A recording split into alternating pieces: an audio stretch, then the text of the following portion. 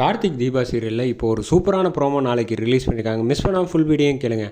அபிராமி அம்மா கிட்ட வந்து நியாயம் கேட்டுக்கிட்டு இருக்காங்க. சும்மா வெளுத்து வாங்கிட்டாங்கன்னே சொல்லலாம் நம்ம மைதிலி. அவங்க கேட்குறாங்க, ஏம்மா இவ்வளோ நாள் வந்து உங்கள் மருமக வந்து தப்பு பண்ணியிருந்தான்னு உங்களுக்கு தெரியாமல் இருக்குமா என்ன? நல்லாவே தெரியும். தெரிஞ்சிருந்தாலும் நீங்கள் பூசி முழுகுறீங்கள்ல.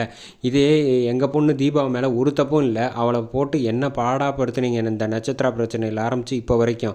இதுக்கு நீங்கள் ஒரு நல்ல தீர்ப்பு என்ன சொல்ல போகிறீங்க அப்படின்னு கேட்டோன்னே செமக்கம் வந்து அவங்க வந்து அடிக்கிறாங்க. அடித்ததுக்கப்புறமேட்டுக்கு ஐஸ்வர்யாவை அடித்ததுக்கப்புறம் உன்னெல்லாம் கொஞ்சம் கூட மனசாட்சியே இல்லையாடி, நீலாம் வந்து சின்ன தப்பு பண்ணிக்கிட்டு இருக்கேன்னு நான் நினச்சா இவ்வளோ பெரிய தப்பு பண்ணியிருக்க. தீபாவுக்கு எதிராக மூஞ்சிலேயே முழிக்க விருப்பம் இல்லை, மரியாதையை வீட்டை விட்டு வெளில போடி அப்படின்னு கையை தூக்கி கத்துறாங்க. இந்த ஒரு தடவை மட்டும் மன்னிச்சிருங்க அத்தை அப்படின்னு கேட்குறாங்க. இனிமேல் நான் எந்த தப்பும் செய்ய மாட்டேன்னு, வாட்டி வாட்டி இதே தான் தப்பு பண்ணிக்கிட்டு இருப்பேன். உன்னெல்லாம் வந்து மன்னிச்சு ஏற்றா என் குடும்பம் வானம் தான் போகுது பாரு, இவெல்லாம் என்ன கேள்வி கேட்குறா பாரு, அந்த அளவுக்கு என்னை தள்ளிட்டல அப்படின்னு ஒன்று. அப்போ கூட மைதிலி நினைக்கிறாங்க, நம்மளை கேள்வி கேட்டதுனால தான் இவங்க ரோசம் வந்து அனுப்பி விட்றாங்க, இல்லைன்னா அனுப்பி விடுவாங்களா, வீட்டில் வச்சுப்பாங்க பத்திரமா இருக்கட்டும் மருமக அப்படின்ட்டு. எல்லாம் நேரம் அப்படின்னு சொல்லிட்டு பார்க்குறாங்க. அப்போன்னு பார்த்து அருண் ஒரு முடிவு பண்ணுறாங்க, அம்மா நானும் இந்த வீட்டை விட்டு வெளியில் போயிடுறேன் அப்படின்னோன்னா அருண் வெளில போகிறேன்னு சொன்னோன்னா அதிர்ச்சி ஆகிட்டாங்க கார்த்திக்கும் அபிராமி அம்மாவும்.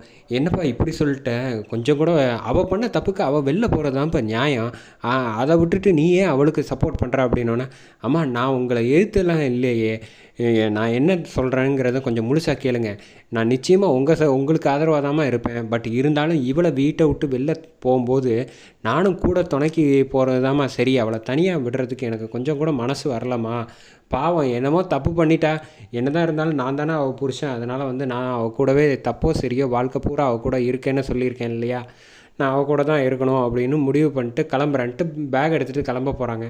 அப்போன்னு பார்த்து கார்த்தி வந்து அவங்க அபிராமி அம்மாட்ட பேசுகிறாங்க, தயவு செஞ்சு இந்த ஒரு தடவை மன்னிச்சு விட்டுருங்கம்மா அப்படின்னு சொல்கிறாப்புல எனக்காக அப்படின்னோடனே, என்ன கார்த்தி இப்படி சொல்லிட்டேன். ஆமாம்மா, அவங்க தனியாக போனதுக்கப்புறம் அண்ணனும் போயிட்டாப்புல. அப்போ வந்து வீட்டில் நம்ம குடும்பத்துக்கு வந்து தனியாக போய் 2 பேரும் கஷ்டப்படணும்னு என்ன தலையிலத்தா. அது மட்டும் இல்லை, அவங்க மன்னிச்சு விடுறது தான் சரியாக இருக்கும். ஏன்னா கூடவே வச்சுருக்க போய் இவ்வளோ தப்புக செய்கிறம்போது வெளியில் விட்டுட்டோன்னா மேற்கொண்டு ஏகப்பட்ட தப்பு செஞ்சு இன்னும் நம்மளால் கண்ட்ரோலே பண்ண முடியாத லெவலுக்கு பெரிய பிரச்சனையாகி போச்சுன்னா அது சிக்கலாகிடும் அப்படின்னு சொன்னோன்னே, சரி கார்த்தி என்னமோ சொல்கிற, நீ சொல்கிறனால நான் வந்து சரின்னு விடுறேன், மன்னிச்சு விடுறேன், எதுவாக இருந்தாலும் பார்த்துக்க, உன் முடிவு தான் என் முடிவும், சரி இருந்துட்டு போ அப்படின்னு சொல்லிடுறேன். கார்த்தி நீ எனக்கு ஒரு உதவி செய்ப்பா அப்படிங்கிறாங்க. என்னம்மா அப்படின்னோன்னா, நீ தீபாவை வந்து முதல்ல வந்து எப்படியாவது தேடி கண்டுபிடிச்சி கூட்டிகிட்டு வாப்பா அப்படிங்கிறாங்க. எங்கேம்மா நான் சரிம்மா கவலையப்படாத, நீ சொல்லிட்ட இல்லைம்மா, நிச்சயமாக தேடி கூட்டிகிட்டு வந்துடுறேன் அப்படின்னோடனே எல்லோரும் கலைஞ்சு போயிடுறாங்க. அப்போ மைதிலி சொல்கிறாங்க, ஏன் கார்த்தி இப்படி மன்னிச்சு விட்டுட்டீங்க, அவெல்லாம் வந்து இந்த வீட்டில் இருந்தால் மேற்கொண்டு பிரச்சனை தான் கொடுப்பா, அதான் நான் சொல்லிட்டேன்ல, இது இனிமேல் தீபாவுக்கு வந்து நான் அழைச்சிட்டு வந்ததுக்கப்புறம் எந்த ஒரு பிரச்சனையும் இல்லாத லெவலுக்கு வராத லெவலுக்கு நான் பார்த்துக்கிறேன், இனிமேல் எங்கள் குடும்பத்தினால தீபாவுக்கு எந்த கஷ்டம் வராது, அதுக்கு நான் கேரண்டி அப்படின்னு சொல்லிடுறாங்க. மைதிலி வந்து சரிங்க தம்பி, இப்போ முதல்ல கோயிலுக்கு போய் அவளை தேட ஆரம்பிக்கலாம் அப்படின்னு சொன்னோன்னே, நீங்கள் அதெல்லாம் கவலைப்படாதீங்க நான் போய் தேடுறேன் அப்படின்னு சொல்லிட்டு கார்த்தி வந்து கார் எடுத்துகிட்டு கிளம்பி போய் தேட ஆரம்பிக்கிறாங்க.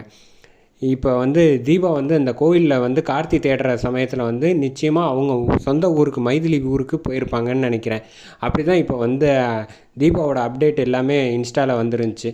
எது எப்படியோ தீபா வந்ததுக்கப்புறமேட்டுக்கு இன்னும் சுவாரஸ்யமாக கொண்டு போக போகிறாங்க. வெயிட் பண்ணி பார்ப்போம் எப்படி கொண்டு போகிறாங்க.